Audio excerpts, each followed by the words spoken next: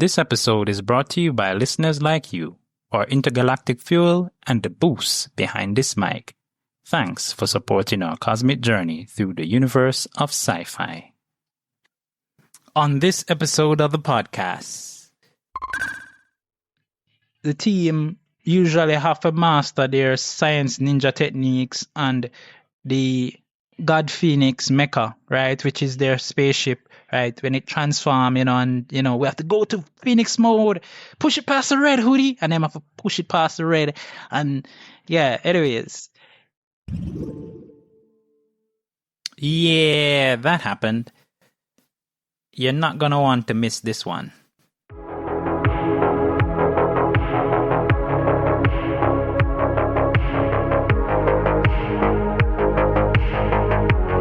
Prepare for warp speed as we embark on a voyage through the vast expanse of science fiction in movies and television series.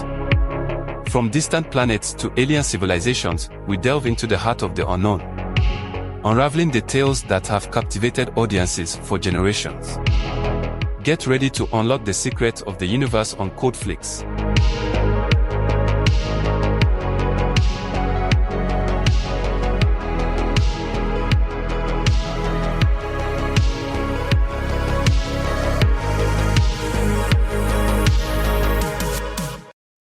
Greetings, fellow sci-fi and fantasy lovers. Welcome to Code Flix, where we explore the TV shows and movies that shape our imaginations.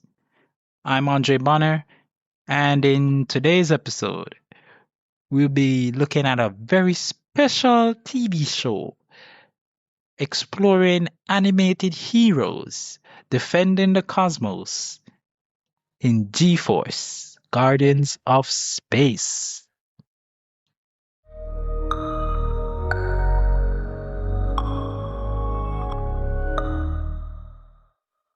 Five teenage champions. G-Force. Guardians of Space. Fighting for good over evil. Fighting to defend planet Earth from deadly enemies from space. Ace Goodheart, leader of the team. Strong, vigilant, fearless as a hawk, guiding the 4 young agents under his command. Dirk Daring, second in command, a crack marksman with the eye of an eagle and nerves of steel. Agatha June flies like a dove, strikes like a falcon. A match for the strongest on the team. Woodhull, hoot to his friends. Wisecracking navigator who flies the amazing rocket ship Phoenix and laughs at danger. Pee-wee, small and bold as a merlin, the tiniest hawk of them all. These are the adventures of G-Force, 5 secret agents trained to fly like birds. G-Force, Guardians of Space.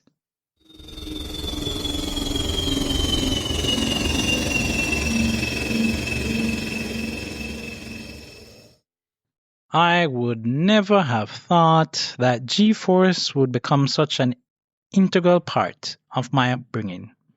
But like Power Rangers and Walker Texas Ranger, it inspired something in me. That deep sense of justice. The drive to stand up for people who couldn't stand up for themselves. At its core, the series wasn't just about flashy action. It was about investigation, teamwork, and uncovering hidden threats that often traced back to a larger plot, usually orchestrated by an alien adversary from outer space. What seemed like isolated incidents would slowly reveal a much bigger danger. And when the battle escalated, G-Force didn't just respond. They transformed, trained to fight and fly like birds. They combined science, discipline, and courage. Their transformation wasn't just physical. It symbolized evolution under pressure. Ordinary young people stepping into extraordinary responsibility. Looking back, it wasn't just a show about heroes in flight.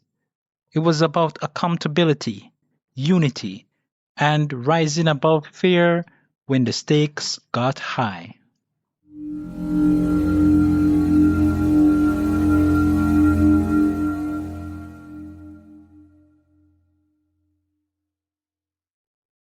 So G-Force is a adaptation, an English adaptation from the anime Gatchaman, right? It's actually Space Ninja Team Gatchaman, right? And the initial adaptation was for English was Battle of the Planets, and then later on G-Force came along, right? And then they did like some other stuff afterwards, right? For 2005. Yeah, but this is primarily centered around the fact that before doing this podcast, I had no idea how deep the rabbit hole went with G-Force because I've seen a lot of other animes and I've seen stuff from my youth, and I'm like, there are some of these things that but no say, I know the English or the Americans that came up with these initial ideas or even, draw these anime, right?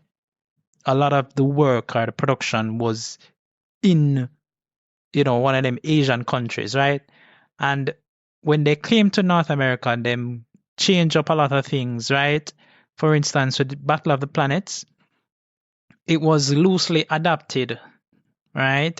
They altered the source material so that them could capitalize upon the popularity of Star Wars, right? Especially because around 1970s, it was the rage, right?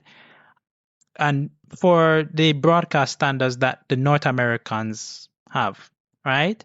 So the original Gatchaman was an earthbound thing, and it was dealing a lot more with environmental impacts and so on, right? But Battle of the Planets them move the setting now to outer space, right? Making it more space centric, where the team go on a travel between different planets and Earth colonies. So they added some animation as well to fill for the time lost from editing out the violence and some other things out of it, right? Because they wouldn't have been authorized any other way, right? So they featured 7 Zark 7, which is a robot coordinator at Center Neptune, with his companion Robot Dog 1 Rover 1 and a sentient computer named Susan. Okay? That's quite interesting, right? And just the way how it talk, you can know say, hey, this was definitely not from the original anime any at all, right? Yeah, just the way how it is played off, right? Because most of the footage that they would have used would have, explained away the violence, that, hey, the cities were evacuated, for instance, right, before a battle, and that enemy soldiers were actually robots, rather than flesh and blood, human beings. There were also some character changes, especially with the names. So the team was renamed to G-Force, which we know, right? And it consisted of Mark, who's in the Japanese version is called Ken, Jason, who is called Joe, Princess June, Kiop, Jinpei, and Tiny Harper Ryu. Right? Now, something very interesting about Kiop that they did with Battle of the Planets is that the character Jinpei was transformed into an artificial life form with a speech impediment. So in kind of they talk with a little, some chirping noises and stutters. And then the villains, it's this mutant that doesn't seem to be, it's referred to in the masculine, but it looks very feminine, right? Called Burge Case and was renamed to Zoltar in Battle of the Planets, and is depicted as a male alien field commander. So as I mentioned before, right? And then the female form was explained away as a separate character as Zoltar's sister, Marla. So the episode order was changed up quite a lot because the film reels were received out of order and the adaptation was trying to scramble to make it kind of have this continuity, to keep that thing in line. And so it ended up having only 85 episodes because they originally ordered like 105 episodes. So it never really mats out, if you understand, right? Now, G-Force, Guardians of Space, 1986, right? So the production was taken up by Turner Program Services and it was directed by Fred Ladd, right? Which is a good lad. This version, it took some advantage of more of the relaxed broadcast standards of the 1980s and it stuck very close to the original plot of the Gatchaman original adaptation, right? So the integrity of the narrative now, see, this version removed all the Battle of the Planets editions like 7's Arc 7, and it followed the original Gatchaman episode order sequentially, right? The name changes again, because you're coming over from over there, so you kind of want to change it about slightly, more and make the names more impactful. So we have Ace Goodheart, leader of the team, right? Dirk Daring, second in command, Agatha, Aggie, June, Pee Wee, and Hoot Howl, Hootie, right? Now the villain hierarchy set up differently now because there was some kind of religious connotations coming from the original thing. In the original, Leader X is called the Great Spirit.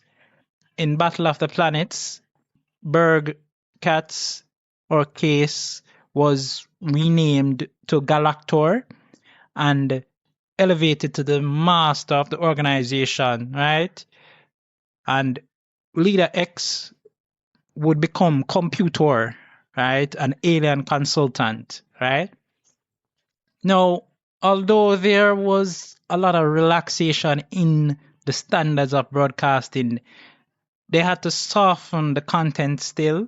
So while there was more violence, right, it retained a certain kind of softness in the dialogue. So, for example, the characters were often described as being sent to the hospital or out of commission rather than killed, which is something you get in trouble nowadays for. So it's like if you say, stuff like that, you have to kind of censor yourself, right? Even this podcast is guilty of doing that. And as I mentioned before, there were some ADV film uncut dubs that were done. This would be trying to provide a more faithful, unedited English translation of all the 105 episodes, right? Yeah, so you can go research that, and probably we can have a discussion around that, but I won't be doing that, on this podcast. Yeah.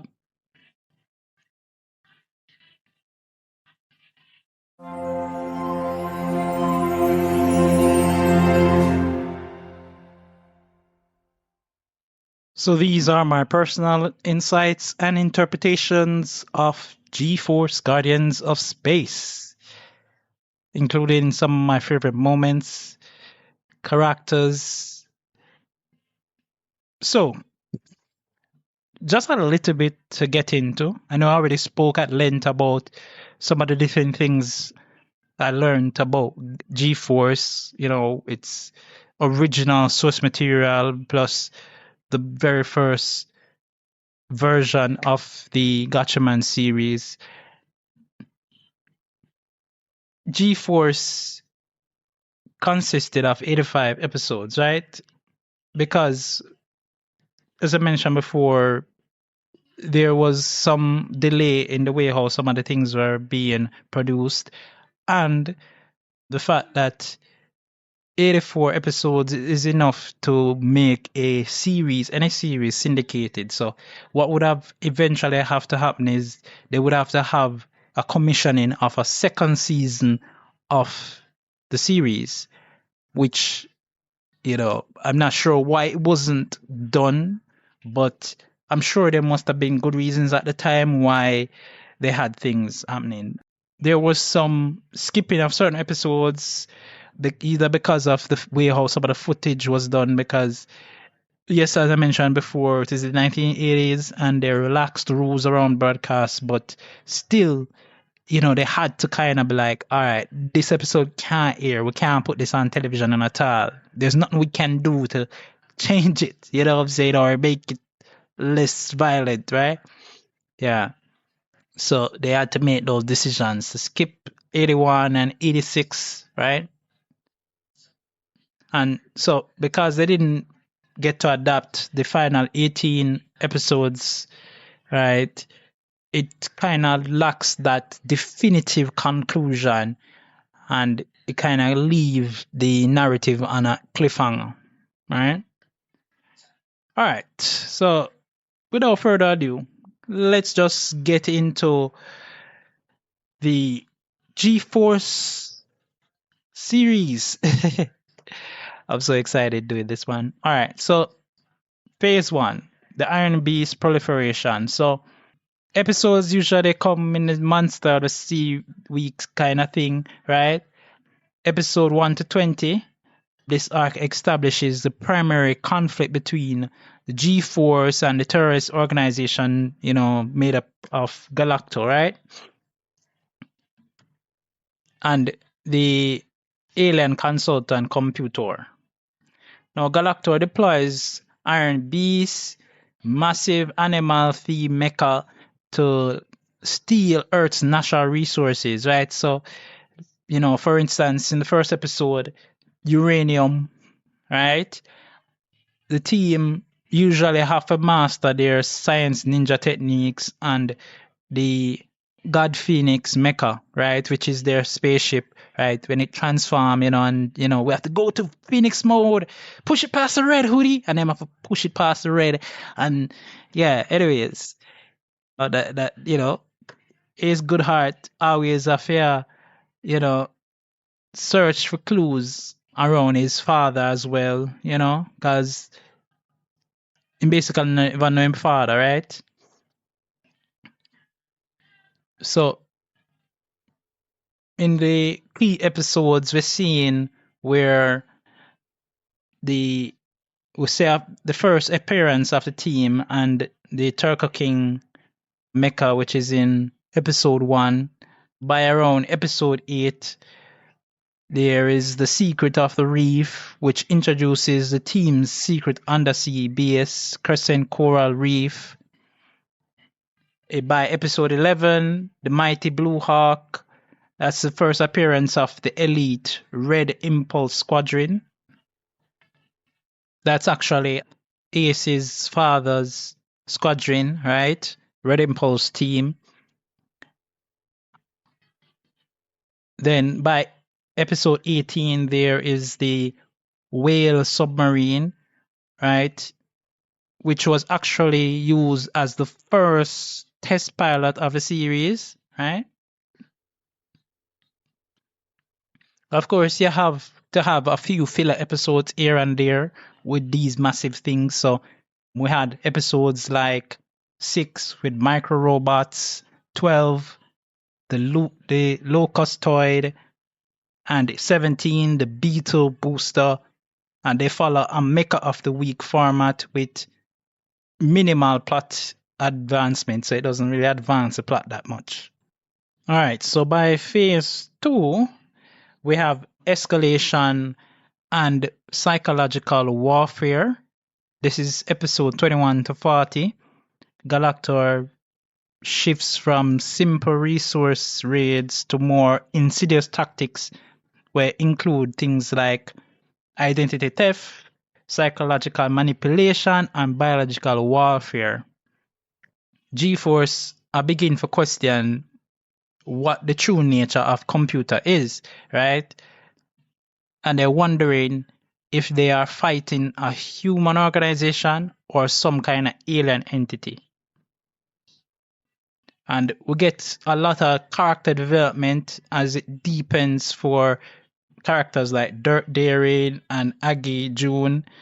If you know Dirt Daring, he's that, cool guy who broods and he doesn't give out a lot. Him not really talk that much, right? Apart from when him ready for jump into battle, or he might say one phrase here and there, but you don't really get to know him that much. Aggie is a little bit more, because she's a female character and she's played off in such a way where she gives, to the team, but she does not show much of herself, right? So we get a more grounding for those two main characters. So there are some key episodes to watch, like 21, Race of the Cyborgs. This is where we have the first major inquiry into computers' alien origins.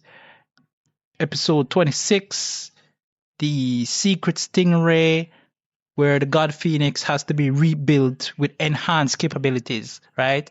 So it's like, things go down and thing, and, we have to kind of retool and come back for them. Episode 31 is the Sinister Star one, pivotal episode for Dirt Daring, involving the Devil Star's assassin, right? And it kind of release him tragic backstory, how he, grew up with his family, and he lost his family due to some assassins of a similar nature, with a rose petal, and, the girl actually like threw this rose in, at them, and it blew up, Dirk was tasked with taking Professor Brighthead somewhere, and there was ambush basically, right? So we kind of get to get to know Dirt Daring a little bit more, what his deal is basically, yeah. And then episode 39 to 40 looks at the monster plant. So there is a two-part basically. So you have the monster plants, 39, and 40 is those fatal flowers, right? And it involves some carnivorous plants that Ace have some internal struggles as leader, and he must basically overcome those and emerge. And of course, we have filler episodes, 23, the Mammoth Iron Ball, 25, the Rock Robot, and 38, the Dinosaur Man. We'll be right back after these messages. G-Force Transmission. This podcast is empowered by massive sponsors or intergalactic funding councils. No corporate mothership backing. Just dedication and a small but fearless crew. Every listen strengthens the mission. Every follow confirms the team is growing. Every time you share it with a friend or colleague, you're recruiting another guardian to defend great storytelling across the galaxy. If this episode fired up your imagination, if it made you feel like blasting off toward the unknown, don't keep that energy contained. Send the signal forward.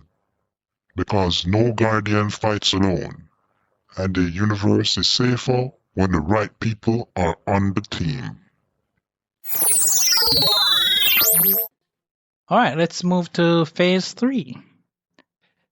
The Red Impulse Revelation. This is episodes 41 to 60. So, the narrative stakes reach their peak as the mystery of Ace Goodheart's father is revealed. And this happens during a global crisis, right? So, you don't really have time for kind of recoup and, deliberate on him feelings or nothing like that, right? Alright, so Galactor attempts to destroy Earth by igniting the Van Allen belt. Ace discovers the truth about his father, which leads to an emotional fallout, right? Now, some of the key episodes from this phase would be 42, Swan Song Prison. This is a showcase of the team's combined Ninja Tornado fighter technique. 52 is The Secret of Red Impulse. Ace begins to suspect that Red Impulse commander's true identity,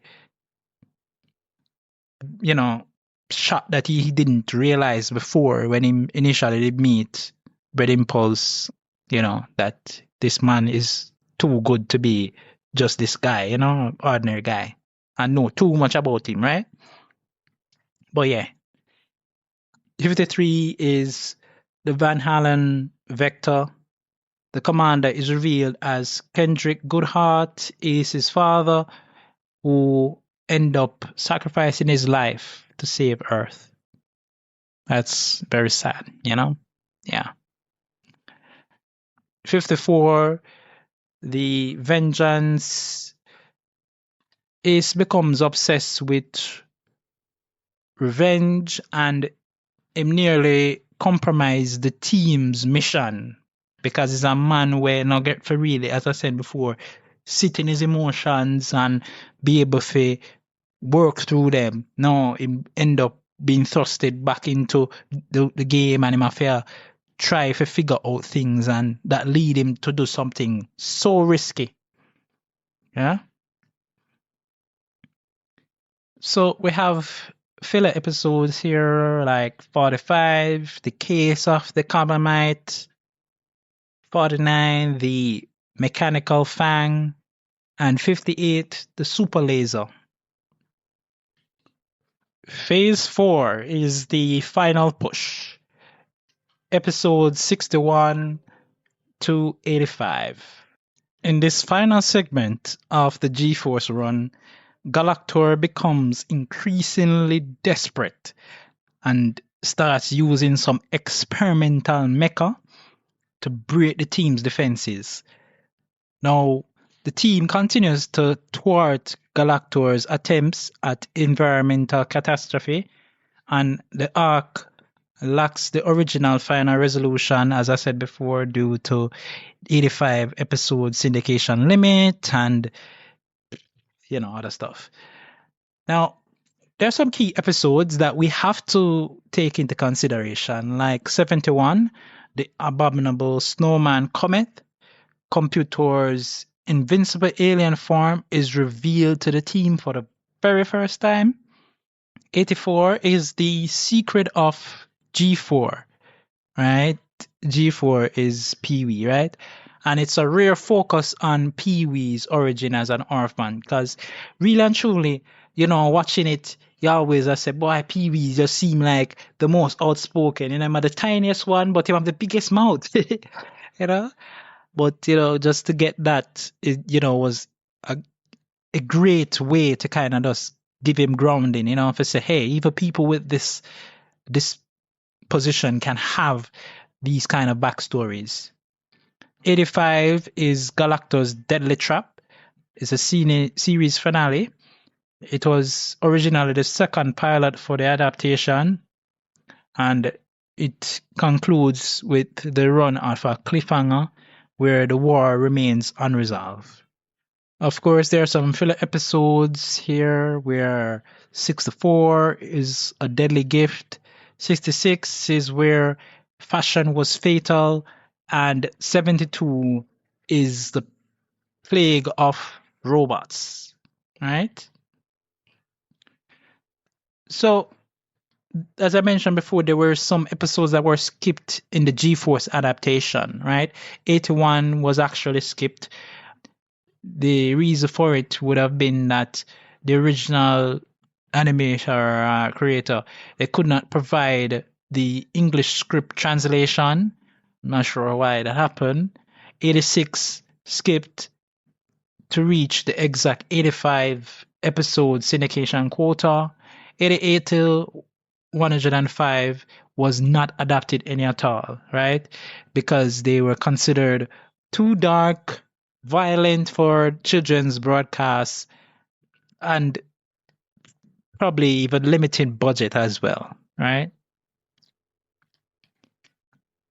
I truly did enjoy watching G-Force as I grew up, and you know, it really made me think about, those Friday evenings at times, and then later on it was Saturdays that it would come on, and you'd hear the theme rolling in, G-Force, and say something that go down, when you start hear the music start to come in, the initial music, and then you see some mecha, you see some monster or something coming in, and you're like, what's going to happen now? G-Force is going to get out of this, right? Yes, they are. They always do, and,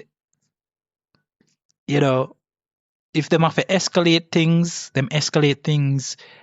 based on what Galactor has up his sleeve, right? And I've always been wondering what Computer's deal was, right? Because him just seemed like him did bossy for being like this kind of consultant that Galactor seemed to be consulting with. And then if you realize, say, hey, the original thing, he's actually the boss because him had a great spirit. Now I have an appreciation, a renewed appreciation for this cartoon anime, right? And some people will find it disrespectful if I call it, a cartoon, but it is both, right?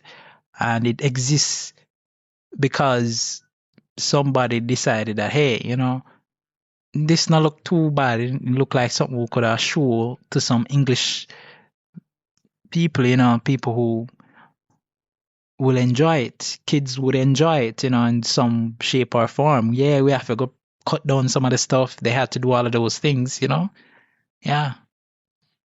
And the center of it, G-Force just always seems to be able to rise above, right? And even those themes of environmental protection, this is where I would have learned the basics from, Yeah.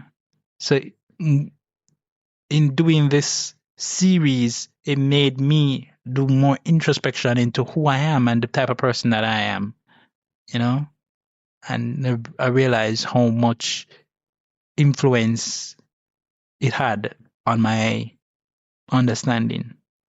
Yeah, that is my analysis and my interpretations of G-Force, Guardians of Space, fighting for good, over evil.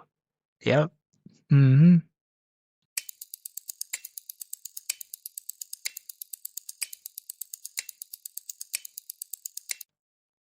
Here are some theories about unsolved mysteries and plot points in Guardians of Space, G-Force. So, Dirk's parents' fate is something that I never really thought about because, to be honest, I didn't get to watch it originally when I was a child, right? Now, Joe's parents' murder was cut, right? Dirk narrates that they were almost killed, but then later on in other episodes, it contradicts itself, showing that the deaths flashback, right? So obviously this could have been a simple error, like editing, right? In editing, or it could be a deliberate ambiguity so that them can hide the trauma of Galactor's failed assassination, and even test Dirk's resilience. Galactor's identity and origins. So I would have mentioned that the gender is kind of mixed, right? It is teased as to how this villain was created, but we never get a full resolution on that. And so it could be a case where it's a cyborg experiment gone wrong. It could be like a human alien hybrid. So that is why it had this androgynous feature, right? G-force implant technology. So the enhancements that grants G-force powers are bird themed, but the side effects, loyalty, breakdowns, them kind of vague, right? The theories are that the implants them link to computers' hive mind, and it could risk takeover in such a way that they are cured cyborgs like Star One would have suggested in some kind of reversibility. Yeah, in some ways it kind of a little bit vague. I know I kind of might have described it vaguely a while ago, but yeah, it's almost like how you portray someone who has been taken over and they do things, but they are aware of what they're doing without being able to control what they're doing. And the Devil Stars and Star Ones kind of have a similar kind of thing because their deaths would have occurred because of this cyborg assassin self-destruct, right? Them kind of soften it from the suicide that actually happened, right? It's almost like saying, okay, you don't have any control over destroying yourself. But the theory is that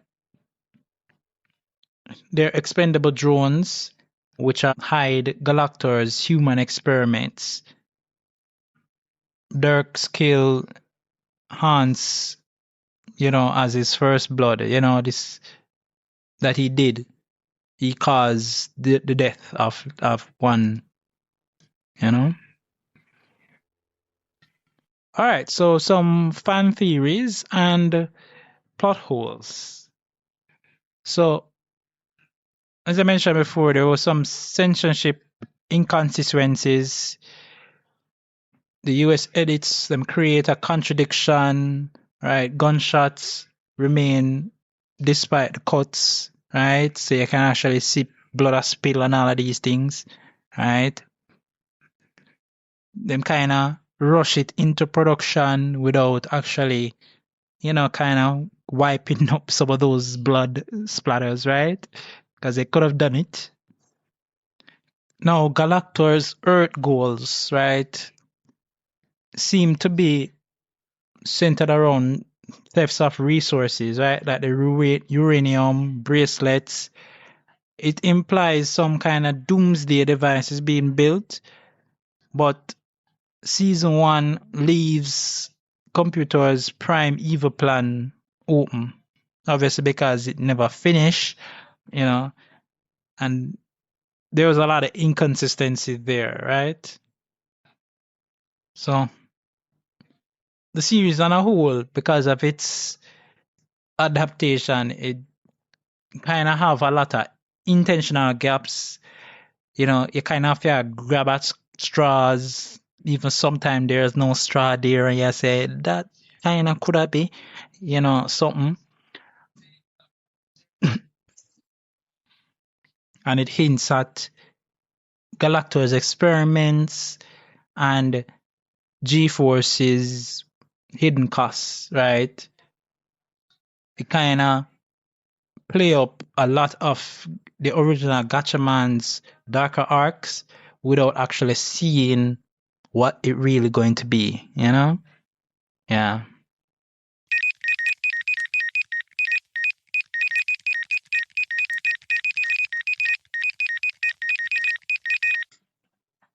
This episode of the podcast is a long time coming. Because of the unavailability of the TV series on streaming platforms, I really had to dig up the entire internet to find these episodes to rewatch and those ones that I didn't get to watch originally. But it was pretty enlightening what I was able to discover about this beloved gem. You know, especially those are the points that connect now in my mind about what the series represented and how awesome it was for its time, right? Because when I watched it in the 90s as a child, right, it would have been around for probably 10 years before that, you know? And it would have been around in another format even before that in Battle of the Planets. And then when they took it off the air completely, eventually they came around with Eagle Riders, which had a very catchy theme, right? Not to downplay G-Force, but it had a really catchy theme, right? Even though it didn't have any vocals in it. Solid story as well. And, you know, wink, wink, maybe we'll do a podcast episode on that one. If you guys like this one as much as I do, you know, then we'll go down that road. But yeah, one of the key things about going through G-Force was really looking at the villains and how their hierarchy was guided from the original Gatchaman series, and the fact that it tried to keep in as much as it could, you know, transforming some of the stuff, you know, for one reason or the other. And you can imagine what kind of series it would have been if it had the entirety of Gatchaman's episode allotment. But yeah, this particular episode even got me thinking over a little time, right? At the time of this recording, you know, I might sound a little bit rough at points because I'm still kind of sick, getting over the cold and thing, but I had to get this out because there is some crazy things happening in the world, and not just environmentally. I mean, mental stuff happening. And I do think that in a time like this, we need to look at what, you know, some of the heroes and super heroes have been doing in TV shows and movies. And much of it is a reflection of reality, obviously, because it didn't just come about out of nothing, right? Galactor is an alien who seemed to just come to the planet to have domination over it. But when you look at reality, the truth is we have human beings that are around that are doing the same thing. They want to dominate, and they don't care about me or you.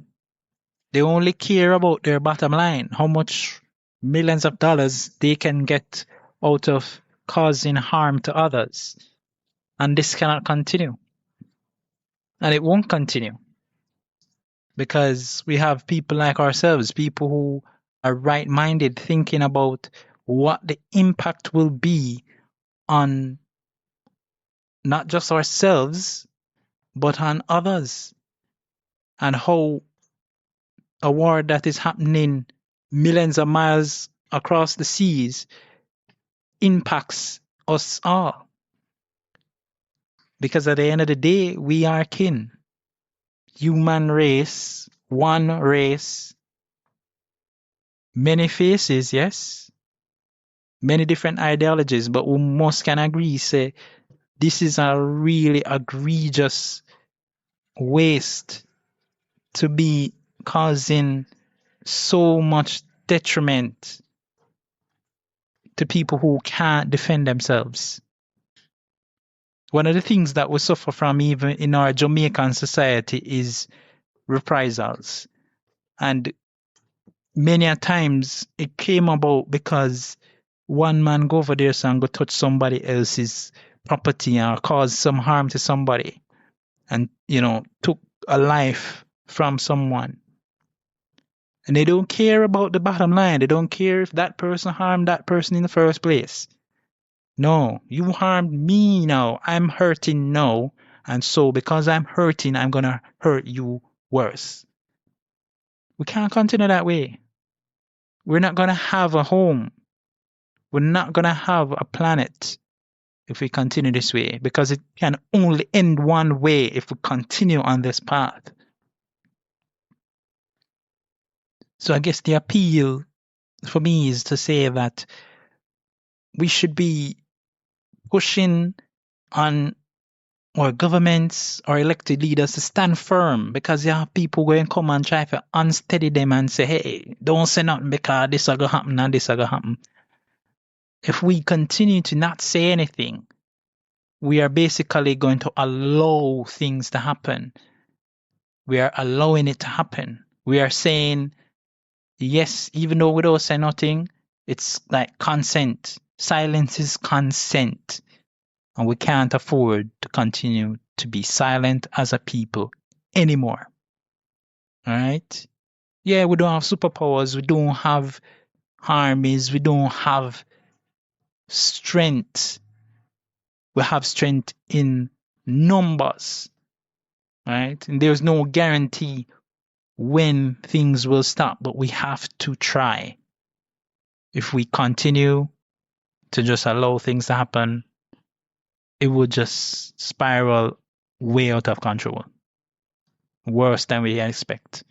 And we don't have to wait on aliens to come and invade us and enslave us for us to think that it's a good idea to band together as a humanity.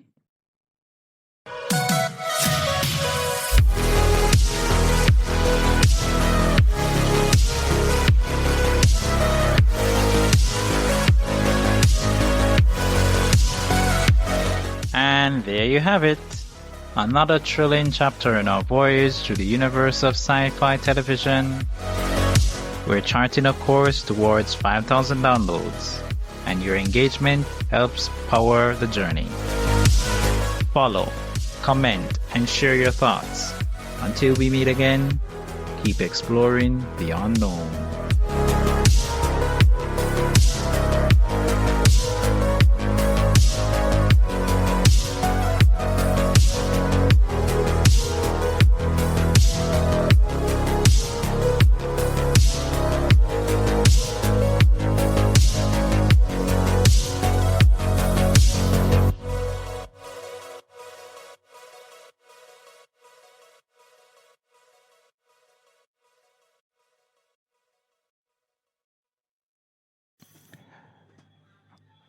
This content is CAN credentialed, which means you can report instances of harassment, abuse, or other harm on their hotline at 617-249-4255 or on their website at creatoraccountabilitynetwork.org.